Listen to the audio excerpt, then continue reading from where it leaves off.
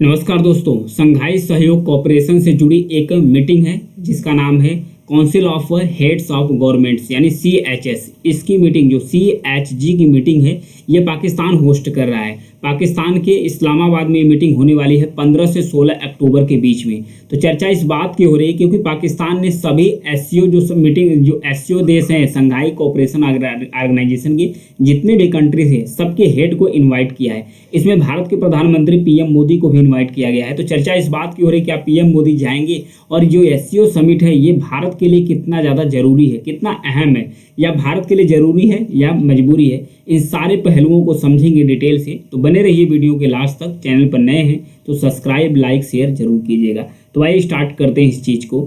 तो जो पाकिस्तान के विदेश मंत्री हैं, विदेश मंत्री की प्रवक्ता हैं, इनसे पूछा गया कि क्या जो SCO से जुड़ी एक मीटिंग है जिसका नाम है CHG council of head of group की मीटिंग है। तो इसमें पूछा गया पाकिस्तान के प्रवक्ता से कि क्या भारत के प्रधानमंत्री आएंगे पाकिस्तान के विजिट में। तो चर्चा इस बात की हो रही थी। इन्होंने कहा कि जितने भी हेड्स थे, SCO समिट के हेड थे, सबको इनवाइट किया गया है। कुछ ने तो पुष्टि कर दी है, कुछ ने तो इस बात की पुष्टि कर दी है कि हम वहाँ जाएंगे, लेकिन कुछ देशों के द्वारा पुष्टि नहीं की गई, जिसमें भारत के द्वारा है। भारत के द्वारा भी अभी पुष्टि नहीं की गई है भारत के प्रधानमंत्री के द्वारा कि वो आएंगे कि नहीं आएंगे। ऐसे में पाकिस्तान का एक अखबार है जिसका नाम है द डान के द्वारा खबर यह फैलाई जा रही है कि जो भारत के प्रधानमंत्री हैं वो पाकिस्तान कभी नहीं आएंगे।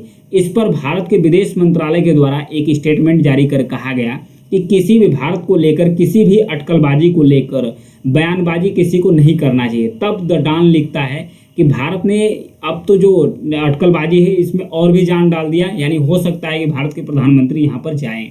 क्योंकि जब कजाकिस्तान में 3 से 4 जुलाई को, इसी साल 3 से 4 जुलाई को जब कजाकिस्तान में जो SCO समिट हो रहा था, जब कजाकिस्तान इसे होस्ट कर रहा था, कजाकिस्तान के अस्थाना में हो रहा था, तो भारत के प्रधानमंत्री यहाँ पर नहीं गए थे। यहाँ पर गया कौन था? भारत के जो विदेश मंत्री हैं डॉक्टर S जयशंकर साहब, वो यहाँ पर गए थे। क्योंकि गोवा में भी जब वहाँ पर वर्चुअल समिट की एक मीटिंग हुई थी तो वहाँ पर भारत जो पाकिस्तान के विदेश मंत्री हैं बिलावल भुट्टो, वो आए थे। फिर पिछले साल 4 जुलाई को वर्चुअल रूप से इसे होस्ट किया गया था। SCO समिट को होस्ट किया गया था किसके द्वारा? भारत के द्वारा होस्ट किया गया था। तो पाकिस्तान के प्रधानमंत्री शहबाज शरीफ इसमें पार्टिसिपेट किए थे, हिस्सा लिए थे। तो चर्चा इस बात की हो रही कि क्या हो सकता है भारत के प्रधानमंत्री भी इसमें हिस्सा ले सकते हैं। क्योंकि जो भारत के प्रधानमंत्री हैं ये कब गए थे पाकिस्तान ये कब गए थे? जब ये प्रधानमंत्री बने थे 2014 में। तो 2015 में इन्होंने एकाएक पाकिस्तान के लाहौर विजिट पर, मतलब चुप ही कि गोपनीय तौर पर लाहौर पहुंच गए थे। इसके बाद भारत के जो तत्कालीन विदेश मंत्री हैं सुषमा स्वराज, वो भी वहां पर पाकिस्तान दौरे पर गई थी। उसके बाद से 9 साल हो गए, अभी न कोई भारत का प्रधानमंत्री न भारत का कोई मंत्री जो पाकिस्तान है वो विजिट पर नहीं गया है। तो इस बार चर्चा हो रही है कि क्या भारत के प्रधानमंत्री या विदेश मंत्री कौन जाएगा कौन नहीं जाएगा, तो चर्चा हो रही है। तो आइए समझते हैं और इससे पहले जानेंगे जो SCO समिट है ये कितना ज़्यादा भारत के लिए अहम है, कितना ज़्यादा इम्पोर्टेंट है। पहले इसके फिगर को देखते हैं कि SCO समिट की जो मेंबर्स कंट्री है इसका महत्व इतना ज़्यादा क्यों है। क्योंकि जो दुनिया की आबादी है, दुनिया की जितनी आबादी है उसका जो 40% आबादी है वो सिर्फ SCO देश हो, यानी कि जो संघाई कोऑपरेशन ऑर्गेनाइजेशन कंट्री है इसी देशों के पास होस्ट करता है, इसी देश के पास है।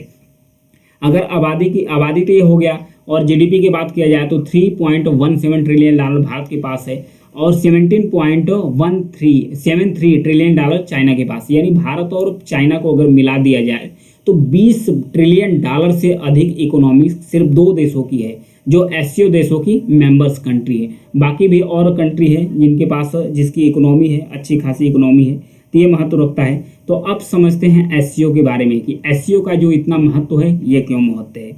सबसे पहले SCO कंट्री के बारे में, संघाई कोऑपरेशन ऑर्गेनाइजेशन, इसमें कौन कौन से देश सदस्य हैं? भारत भी है, फिर चीन है, रूस है, पाकिस्तान है, कजाकिस्तान है, किर्गिस्तान है। यहाँ पर देख सकते हैं कजाकिस्तान, किर्गिस्तान, यहाँ पर उज्बेकिस्तान है, यहाँ पर चाइना है, फिर ये है रसिया है, ये है पाकिस्तान, फिर इंडिया है, फिर उसके बाद ये सब मेंबर कंट्री है इसके। यह जो संगठन है ये मध्य एशिया में शांति और सभी देशों के बीच सहयोग स्थापित करने के लिए इसे बनाया गया था पाकिस्तान, चीन, रूस भी इसके मेंबर्स हैं, जैसा कि मैंने इसे गेस किया हूँ। एससीओ भारत को आतंकवाद से लड़ाई और सिक्योरिटी से जुड़े मुद्दे पर अपनी बातचीत करने के लिए एक मंच प्रोवाइड करता है, इसलिए ज़रूरी है भारत को एससीओ समिट, इसलिए भारत इसको अवॉइड्स नहीं करता है। एससीओ को लेकर भारत के 3 प्रमुख पॉलिसी रहती है। रूस से संबंध को बेहतर करना, क्योंकि रूस भी एससीओ का मेंबर्स कंट्री है। फिर पड़ोसी देशों जैसे चीन और पाकिस्तान को जो दबदबे है उसे काउंटर करने के लिए एससीओ समिट है, वहाँ पर भारत अपनी बात को आवाज़ उठा सकता है।